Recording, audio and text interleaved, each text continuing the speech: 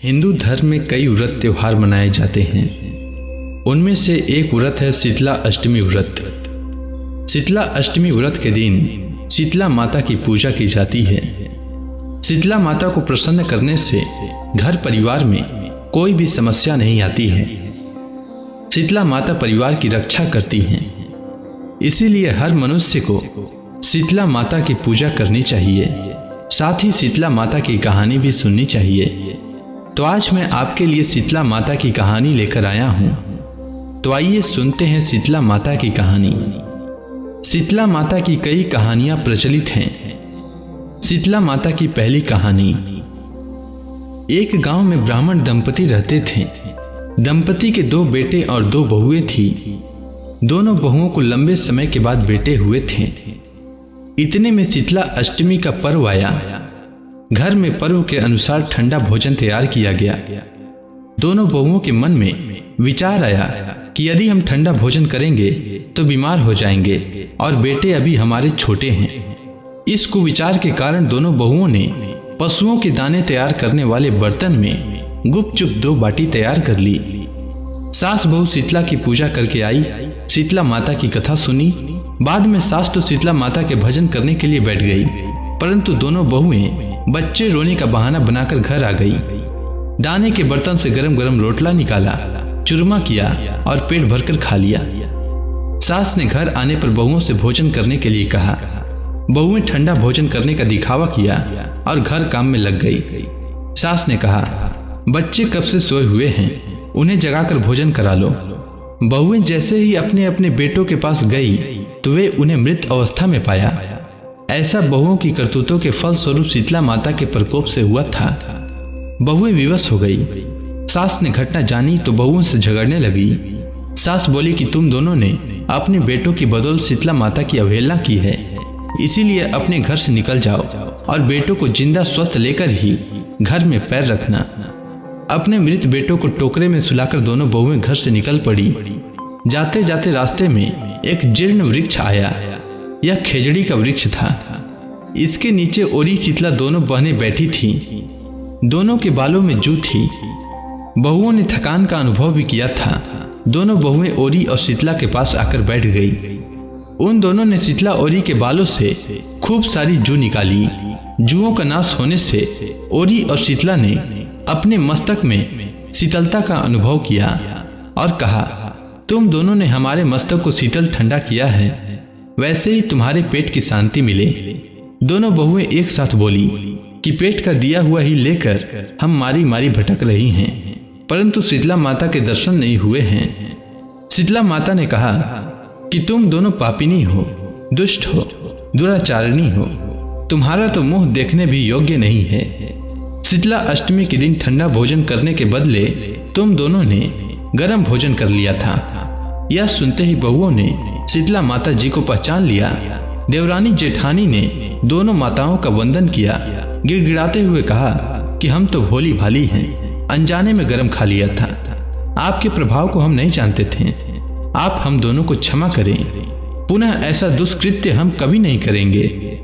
उनके पश्चाताप भरे वचनों को सुनकर दोनों माताएं प्रसन्न हुई। शीतला माता ने मृतक बालकों को जीवित कर दिया। बहुएं तब बच्चों को साथ लेकर आनंद से पुनः गांव लौट आई। गांव के लोगों ने जाना कि दोनों बहुओं को शीतला माता के साक्षात दर्शन हुए हैं, तो दोनों का धूमधाम से स्वागत करके गांव में प्रवेश करवाया। बहुओं ने कहा, हम गांव में शीतला माता के मंदिर का निर्माण करवाएंगे। चैत्र माह में शीतला अष्टमी के दिन मात्र ठंडा खाना ही खाएंगे। शीतला माता ने बहुओं पर जैसी अपनी दृष्टि की वैसी कृपा सब पर करें। शीतला माता सदा हमें शांति, शीतलता और आरोग्य दे। अब आइए सुनते हैं शीतला माता की दूसरी कहानी। यह कहानी बहुत पुरानी है। एक बार शीतला माता ने सोचा कि चलो आज देखूं कि पृथ्वी पर मेरी पूजा कौन करता है, कौन मुझे मानता है। यही सोचकर शीतला माता धरती पर राजस्थान के डुंगरी गांव में आई और देखा कि इस गांव में मेरा मंदिर भी नहीं है, ना मेरी पूजा है। माता शीतला गांव की गलियों में घूम रही थी। तभी एक मकान के ऊपर से किसी ने चावल का उबला पानी नीचे फेंका। वह उबलता पानी शीतला माता के ऊपर गिरा, जिससे शीतला माता के शरीर में छाले पड़ गए। शीतला माता के पूरे शरीर में जलन होने लगी। शीतला माता गांव में इधर उधर भाग भाग के चिल्लाने लगी, अरे मैं जल गई, मेरा शरीर तप रहा है, जल रहा है, कोई मेरी मदद करो। लेकिन उस गांव में किसी ने शीतला माता की मदद नहीं की। वहीं अपने घर के बाहर एक कुम्हारन महिला बैठी हुई थी। उस कुम्हारन ने देखा कि यह बूढ़ी माई तो बहुत जल गई है, इसके पूरे शरीर में तपन है, इसके पूरे शरीर में छाले पड़े हुए हैं, यह तपन सहन नहीं कर पा रही है। तब उस कुम्हारन ने कहा कि माँ तू यहाँ आकर बैठ जा, मैं तेरे शरीर के ऊपर ठंडा पानी डालती हूँ। कुम्हारन ने उस बूढ़ी माई पर खूब ठंडा पानी डाला और बोली, हे माँ, मेरे घर में रात की बनी हुई राबड़ी रखी हुई है, थोड़ा दही भी है, तू दही राबड़ी खा ले। तब बूढ़ी माई ने ठंडी ज्वार के आटे की राबड़ी और दही खाया तो उसके शरीर को ठंडक मिली। तब उस कुम्हारन ने कहा, आ माँ बैठ जा, तेरे सिर के बाल बिखरे हुए हैं, ला मैं तेरी चोटी गूंथ देती हूँ। और कुम्हारन माई की चोटी गूंथने हेतु कंघी बालों में करती रही। अचानक कुम्हारन की नजर उस बूढ़ी माई के सिर के पीछे पड़ी तो कुम्हारन ने देखा कि एक आंख बालों के अंदर छुपी है। यह देखकर वह कुम्हारन डर के मारे घबराकर भागने लगी। तभी उस बूढ़ी माई ने कहा, रुक जा बेटी, तू डर मत, मैं कोई भूत प्रेत नहीं हूँ, मैं शीतला देवी हूँ। मैं तो इस धरती पर देखने आई थी कि मुझे कौन मानता है, कौन मेरी पूजा करता है। इतना कहकर माता चार भुजा वाली हीरे जवाहरात के आभूषण पहने, सिर पर स्वर्ण मुकुट धारण किए अपने असली रूप में प्रकट हो गई। माता के दर्शन कर कुम्हारन सोचने लगी कि अब मैं गरीब इस माता को कहाँ बिठाऊं। तब माता बोली, हे बेटी, तू किस सोच में पड़ गई। तब उस कुम्हारन ने हाथ जोड़कर आंखों में आंसू भरते हुए कहा, हे माँ, मेरे घर में तो चारों तरफ दरिद्रता ही बिखरी हुई है, मैं आपको कहाँ बिठाऊं। मेरे घर में ना तो चौकी है, ना बैठने का आसन।